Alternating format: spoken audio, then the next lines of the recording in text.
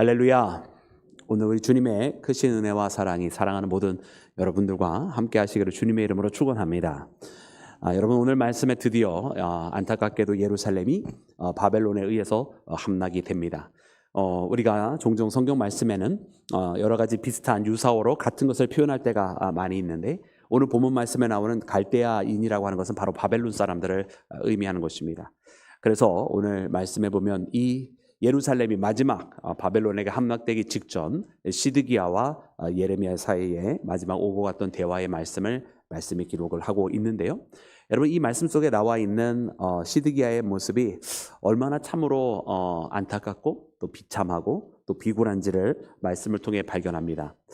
그러면서 어쩌면 오늘 본문 말씀을 통해서 마지막으로 그가 살 수 있는, 여러분, 하나님의 말씀을 만나지만 그러나 결국 이것을 받아들이지 못하고 그리고 그는 패망의 길로 걸어가게 되는 것을 보는데요.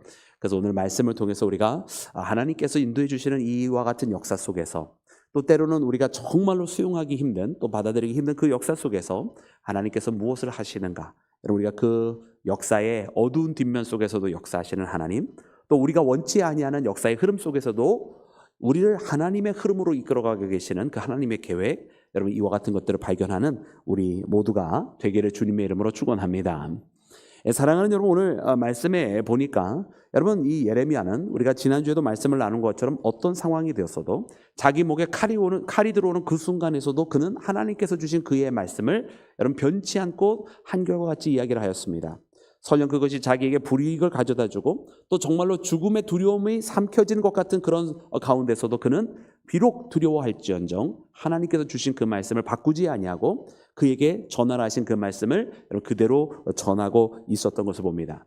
여러분, 그 말씀은 무엇입니까? 우리 다시 한번 읽어보기를 원하는데, 우리 2절과 3절에 있는 말씀입니다. 우리 다 같이 합독합니다. 시작. 여호와께서 이와 같이 말씀하시되 이 성에 머무는 자는 칼과 기근과 전염병에 죽으리라. 그러나 갈대아인에게 항복하는 자는 살리니 그는 노량물을 얻음같이 자기의 목숨을 건지리라.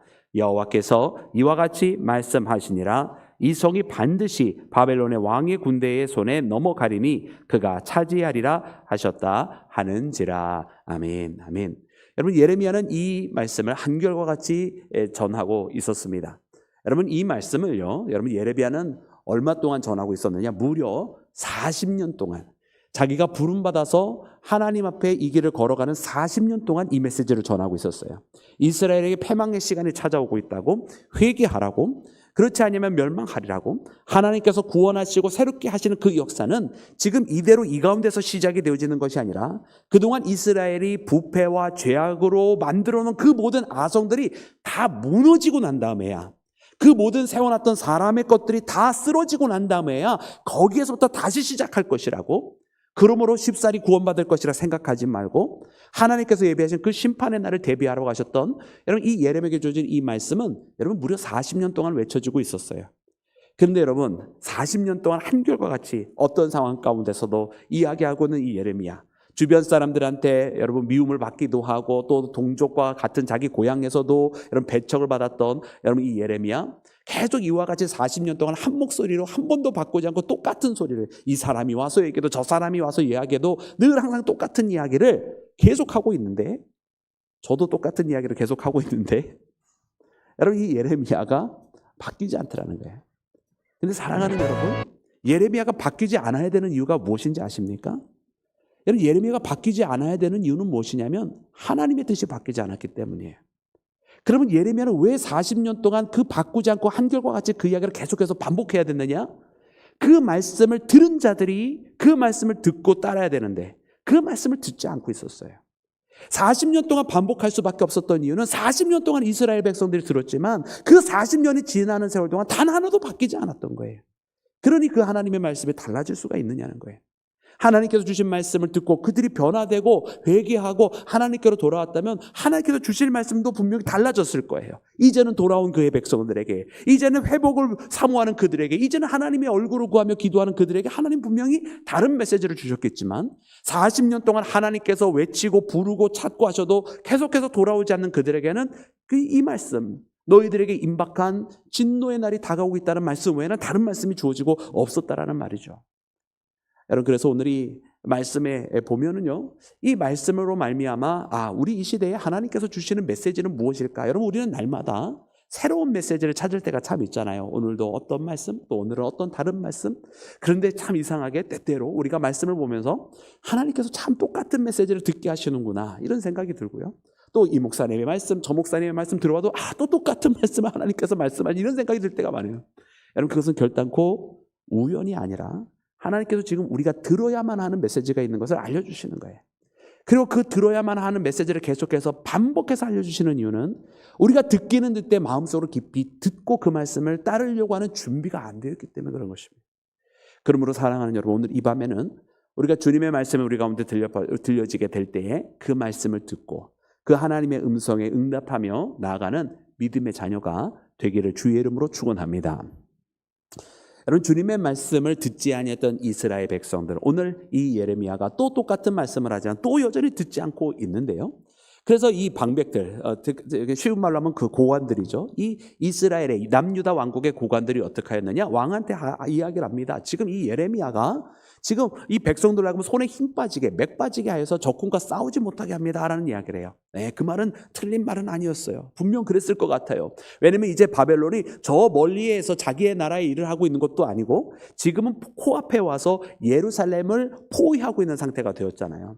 40년이라는 세월 속에 벌써 하나님의 그 임박한 심판의 때가 다 코앞까지 밀려와 있는 상태고 예루살렘을 포위하고 있으니까 지금 예레미야가 하고 있는 이 말은 분명히 백성들로 하여금 낙담케 하는 이야기일 수 있고 그 군사들로 하여금 싸울 의지를 꺾는 그런 이야기가 될 거예요. 항복해라. 그래야 너가 할 거다라는 이야기를 여러분 어떻게 받아들일 수가 있었겠어요. 그런데 사랑하는 여러분, 오늘 이 말씀 속에서 보니까 여러분 이 말씀에 정말로 기구한 사람들은 누구냐? 여러분 이 방백의 이야기를 듣고 대처하고 있는 시드기야의 모습을 보기 바랍니다.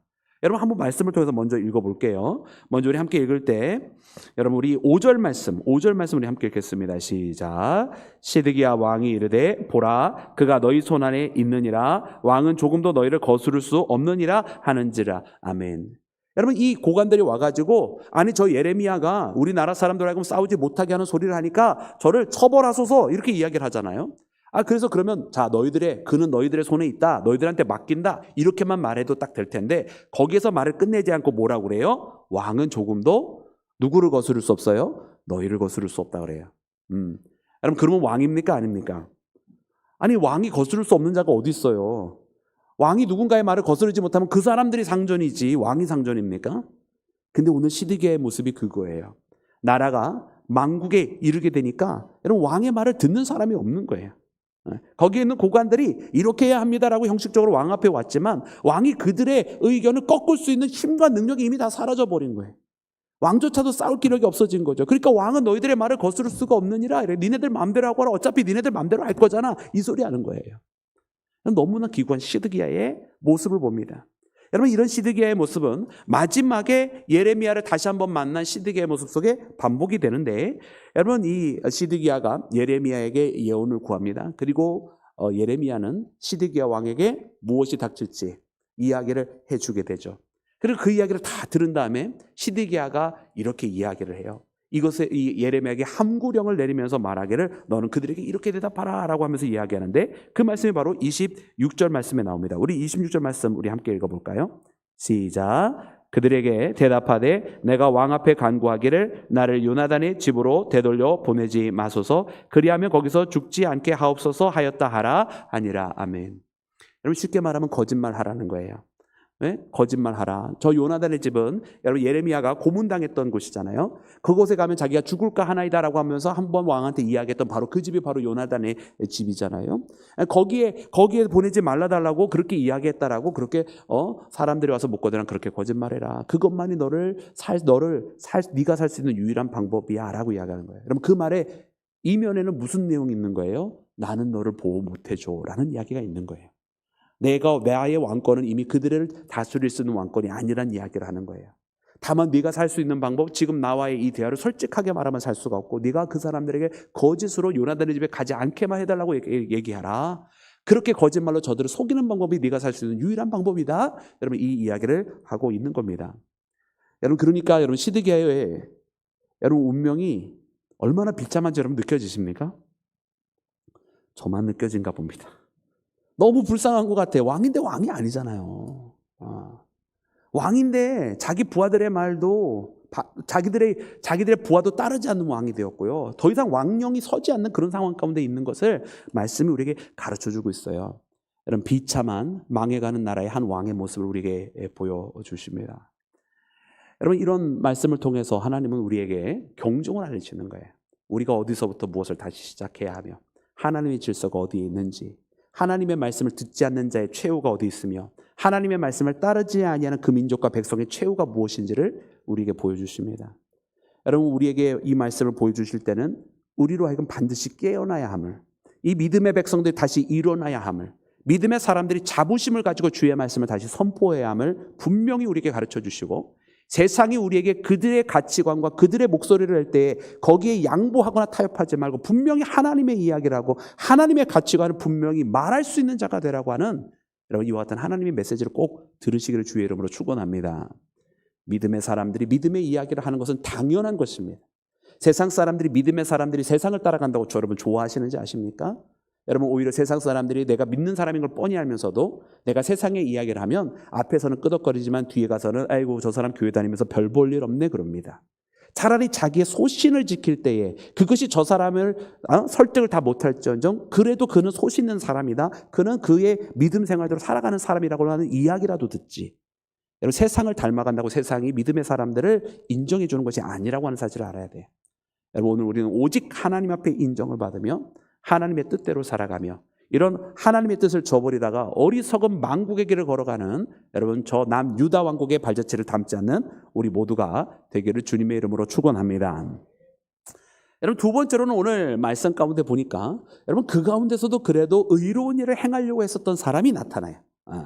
여러분, 그는 누구인가 봤더니 바로 에벳멜렉이라고 하는 사람인데요. 여러분, 이 에벳멜렉이 여러분 이 예레미야를 구출할 마음을 갖게 됩니다. 여러분, 그리고 그는 참 지혜로웠던 사람이었던 것을 깨닫게 돼요. 자, 이제 여러분 그 고관들이 예레미야를 죽이려고 왕한테 나섰다고 그랬잖아요. 그리고서는 결국 어떻게 하느냐? 왕이 그냥 자기들에게 맡겨버리니까 여러분 그 말기야의 구덩이에다가 집어넣습니다. 여러분, 이 말기야의 구덩이는 여러분 우물과 같은 곳이에요. 샘과 같은 곳이에요. 여러분, 이스라엘에서 이 우물 혹은 우물터 혹은 샘이라고 되어 있는 것은 여러분 각 곳마다 깊이가 다 다른 거 아시죠?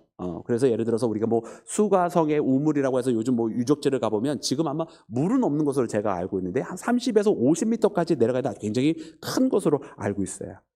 이게 그래서 이제 조금만 파도 나오는 우물이 있는가 하면 아주 깊이까지 내려가 있는 우물, 천차만별의 우물이 온갖 종류들이 참 많이 있는데, 오늘 본문 말씀에 나오는 이 예루살렘 안에 있었던 이 예레미야를 집어넣었던 말기야의 우물이라고 하는 것도 굉장히 깊은 곳이었던 것을 보게 돼요. 왜냐하면 말씀을 보니까 예레미야를 어떻게 해서 내려보냈냐면 그냥 던져놓은 것이 아니라 줄에 매달아서 이렇게 내려보냈다는 거예요. 그러니까 줄에 매달아서 내려보낼 정도로 그 우물은 깊은 곳이었다라는 뜻이고요. 이 우물의 물은 분명히 어느 정도 말라 있었을 것임이 분명합니다. 그래서 그 바닥이 진창이라 이렇게 돼요. 진창. 그러니까 이제 예전에 이렇게 막 물이 충분해서 거기서 사람들이 그 물을 먹거나 혹은 뭐 빨래터를 사용하는 그 정도의 우물은 아니었고, 한때 그렇게 사용했었을 구덩이고 우물이었을 그곳이 지금은 물이 어느 정도 말라 있는 상태, 더 이상 그 역할을 하지 못하고 있는 상태. 그래서 밑에가 진창인 그런 모습을 보여줘요. 근데 여러분, 이곳에 집어넣었다는 건 무슨 뜻이겠어요? 그냥 거기다가 가뒀다라고 하는 뜻이 아니라 여러분 죽이겠다 이런 뜻입니다. 죽이겠다. 더군다나 이 성은 어떤 성이냐? 지금 포위가 되어 있어서 말씀해 보니까 식량이 떨어졌거늘 이렇게 돼 있어요. 떨어졌거늘. 그러니까 이미 포위되어서 음식도 다 고갈된 상태잖아요. 거기 있는 모든 사람들도 다 이미 이제 식량을 얻지 못해서 어려운 가운데 있는데 예레미야를 불쌍히 여겨서 도와줄 사람이 있겠습니까? 없겠습니까? 네, 당연히 없었죠. 당연히 없었죠. 그러니까 예레미야가 그렇게 되었을 때 저 구덩이에 집어넣고 더 이상 나오지 못하게 하는 그 상태로 된 거는 그를 죽이겠다고 한 거였어요. 그 고관들이. 이때에 여러분 에벳멜렉이라고 하는 사람이 나서기를 시작을 합니다. 여러분, 하나님의 사자가 하나님의 말을 전달했기로 여러분 그를 죽인다고 하는 것은 여러분 이치에 합당한 것도 아니고 신앙적으로 맞는 것도 아니었던 거죠. 하나님의 말씀이 듣기 싫다 하여 그를 죽인다고 한다면 여러분 그것이 과연 하나님의 백성의 자세일 수 있겠습니까? 그래서 이 에벳멜렉이 나섰어요. 그러면서 어떻게 나섰느냐? 왕한테 아뢰입니다. 우리 말씀 9절에 보니까 이렇게 기록이 되어 있습니다. 우리 9절 말씀 함께 읽겠습니다. 시작. 내 주 왕이여, 저 사람들이 선지자 예레미야에게 행한 모든 일은 성중에 떡이 떨어졌거늘 그들이 그를 구덩이에 던져 넣었으니 그가 거기에서 굶어 죽으리이다 하니. 아멘. 이렇게 여러분 왕에게 아뢰었습니다. 그래서 왕이 30명을 보내서 건져내게 하죠. 근데 여러분 궁금하지 않으세요? 아니 아까까지만 해도 고관들이 두려워서 왕은 너희들을 거스를 수 없다 그러면서 예레미야의 목숨을 그들에게 던져 주었는데, 아니 지금은 왜 갑자기 또 마음이 변해서 30명을 보내서 그를 건져내려고 할까? 여러분 거기에는 이유가 있어요. 여러분 우리가 말씀을 쭉 볼 때 보니까 이유가 이래서 그랬구나라고 발견하게 하게 되는데, 먼저 7절 말씀 보시면 여러분 7절 말씀 끝나는 부분에 왕이 어디에 있었느냐면 그때 왕이 베냐민 문에 앉았더라. 왕이 나와 있었어요. 그러니까 이 베냐민 문은 거기에 이제 사람들이 들락날락 거리는 여러분 그런 문 중에 하나인데, 그 문 중에 사람들이 왕이 거기 와 있으니 여러분 그 주변에도 또 사람들이 워낙 지나가는 통로니까 사람들이 주변에 있었겠습니까? 없었겠습니까? 주변에 사람들이 있었던 거예요. 그래서 이 에비멜렉이 이 왕과 1대1 독대한 것도 아니고 왕국에 찾아가서 말한 것도 아니고 많은 사람들이 다니는 그 거리에서 왕을 만난 거예요. 그리고서는 오늘 본문 말씀 보소서, 이 예레미야가 저 구덩이에 빠졌는데 지금 다 포위당해서 음식도 부족한 이 상황 가운데서 저렇게 두면 죽게 되는 거 아닙니까? 라고 이야기를 한 거예요. 여러분 그 이야기를 주변에 있는 사람들이 다 들은 거 아니에요? 결국 이 에베멜렉의 목소리는 타당한 이야기고 그때 당시에 고관들의 사악함을 드러내는 이야기였던 거예요.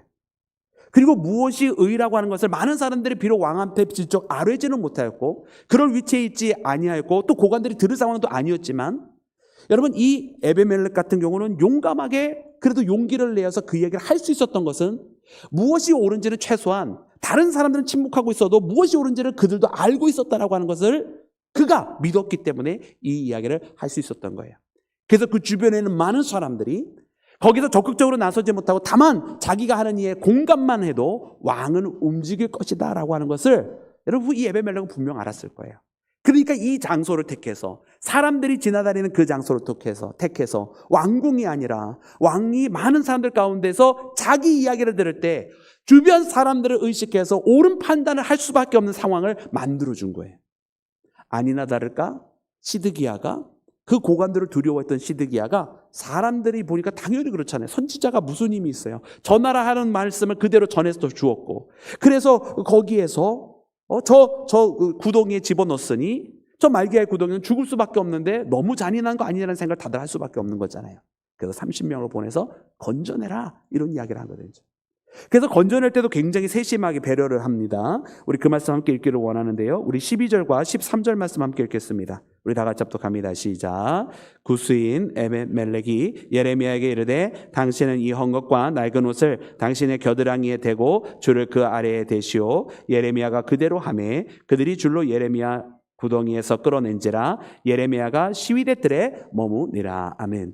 여러분 여기에서도 세심한 에베멜렉의 모습이 나옵니다. 그냥 건져낸 것이 아니라, 그러면 그의 몸이 상할 수도 있겠죠. 헝겊과 낡은 옷을 보내서 이 겨드랑이에 받치라는 거예요. 그리고서는 줄을 그 밑에 대면, 여러분 이 예레미야가 무슨 힘이 있어서 그걸 지탱하겠어요. 근데 이렇게 헝겊을 대고 낡은 옷을 대고 그 밑에 줄을 대서 끌어올리면 그래도 크게 상처 입지 않고 여러분 거기에서 의지해서 여러분 올라올 수 있는 거 아니에요? 그래서 그 낡은 옷과 헝겊까지 같이 보내준 거죠. 그리고 그 밑에 줄을 대라고 한 거죠. 그리고선 어떻게 했느냐? 건져내어서 바로 어딘가로 모시고 간 게 아니라 그냥 시위대 뜰에 머물게 했어요. 왜냐하면 만약 여기서 또 다른 안전한 장소, 더 좋은 곳으로 옮겼으면 분명 고관들이 찾아와서 또 예레미야를 해코지했을 거예요. 그래서 그것까지는 하지 아니하고 그 시위대 뜰에 머물게 하는 거예요. 그러니까 이 시위대 뜰이라고 하는 것은 그냥 감옥의 뜰, 이렇게 갇혀 있는 그런 장소를 의미하는 겁니다. 갇혀 있는 거. 근데 어차피 사랑하는 여러분 생각해 보세요. 지금 예루살렘이 바벨론에 의해서 어떻게 되어 있다고 그랬죠? 네, 포위되어 있다고 그랬잖아요. 그러니까 어디를 가도 어차피 빠져나갈 수 있는 구멍은 없어요. 이미 예루살렘 자체가 이미 감옥과 같은 곳이에요. 그러니까 뭐 어디를 더 좋은 데로 내보내줘도 다 상관없는 거니까 시위대들에 머물게 하고, 그리고서는 다른 고관 반백들의 미움을 더 이상 하지 못하도록, 차라리 갇혀 있는 게 또 다른 공격을 안 받는 거거든요. 차라리 시위대 뜰에 있는 게 안전한 거고요. 그래서 시위대 뜰이면 또 다른 공격이나 또 다른 죽이는 음모가 일어나지 않겠구나라고 해서 알고 있었기 때문에 여러분 이 에벤멜렉이 거기에서 그 시위대 뜰에 머물게 했다라는 거예요. 할렐루야. 저만 놀라는 것 같아요. 이 사람이 너무 똑똑한 것 같아요. 야, 참 환난할 때 이 정도 지혜는 있는 사람이 돼야 되겠다 이런 생각이 들어요. 여러분 하나님은요 환난의 때에도 하나님의 사람을 세우십니다. 여러분 어려운 때일수록 여러분 정말 작은 지혜자가 더 빛나는 거 아니겠어요? 여러분 오늘 이 시대가 만약 어렵다 힘들다 이런 생각이 들면 여러분 이런 시대에 바로 우리와 같은 사람들이 빛나는 거예요. 할렐루야. 아무도 아멘 안 하십니까? 우리와 같은 사람이 빛나는 줄로 믿습니다. 아멘. 맞아요. 왜냐하면 하나님께서 이런 작은 지혜를 통해서도 하나님의 일을 행하시더란 말입니다. 여러분 예레미야가 이렇게 구출이 되었습니다. 예레미야가 이렇게 구출이 되니까 여러분 시드기야는 여전히 불안한 마음이에요. 그죠? 포위가 되었으니까 누구를 의지하겠어요? 자기를 따르던 부하들은 더 이상 따르는 자들이 아니에요. 그죠? 그래서 그 밤에 이날 또다시 시드기야가 예레미야를 찾아옵니다. 그리고 하나님의 말씀을 또 구해요. 하나님의 말씀을 또 구하니까 여러분 예레미야가 어떻게 했겠어요? 그동안에도 계속 하나님의 말씀, 다른 말씀이 없다고 했던 이 예레미야가 어떻게 했겠어요? 또 똑같은 말씀을 하는 거예요. 그런데 한 가지 이야기예요. 왕이요, 내가 이렇게 말을 한다 할지라도 왕이 듣지 아니하리다. 이미 예레미야는 시드기야가 어떻게 할지를 알고 있었습니다. 그래서 또 물어봐야 내게는 또 다른 말이 없다라는 이야기를 하는 거예요. 그래도 왕이 아니다, 내가 너를 죽이지 않겠고 뭐 다른 거 하지 않을 테니 너는 있는 그대로 또 이야기하라 합니다. 그랬더니 또 똑같은 예언을 합니다. 항복하면 그러면 생명을 구원할 것이지만 그러나 항복하지 아니하면 여기가 다 불타버리게 될 것이라고 그렇게 이야기를 해주는 거예요. 여러분 시드기야가 이 이야기를 듣고선 여러분 그가 어떻게 하느냐? 여러분 그가 이 이야기를 듣고선 예레미야의 이야기를 이제라도 따르기만 했어도 여러분 그는 대학살의 참상을 면했을 것이고 예루살렘은 불타지 않았을 거예요. 만약 그때만이라도 하나님의 말씀을 따랐다고 한다면 분명 그와 같은 참혹한 결과만큼은 면할 수 있었을 거예요. 그런데 그러지 못하고 이 시드기야가 함구하게 합니다. 예레미야를. 그리고서 이 함구하겠다고 하는 이야기는 무엇일까요?